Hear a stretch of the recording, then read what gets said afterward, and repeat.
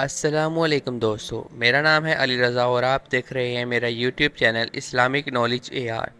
دوستو، آج کی اس ویڈیو میں ہم قربانی کے بارے میں کچھ نالج حاصل کریں گے۔ سب سے پہلے دیکھتے ہیں قربانی کے معنی۔ نوٹ: اس ویڈیو میں بتائی جانے والی تمام معلومات اسلامی اسکالرز اور مفتیوں کی کتابوں سے لی گئی ہے جو سنت کے عین مطابق ہیں۔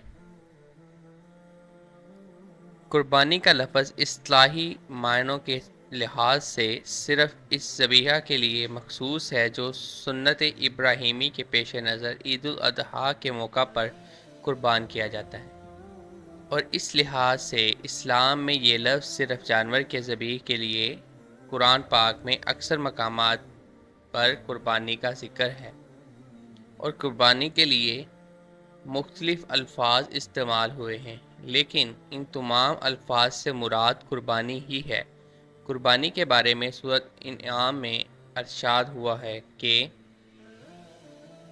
ترجمہ: آپ کہہ دیجئے کہ میری نماز، میری قربانی، میری زندگی اور میرا مرنا سب اللہ ہی کے لیے ہے، جو سارے جہاں کا رب ہے، اس کا کوئی شریک نہیں، اور مجھے اسی کا حکم ملا ہے اور میں سب سے پہلا مسلمان ہوں۔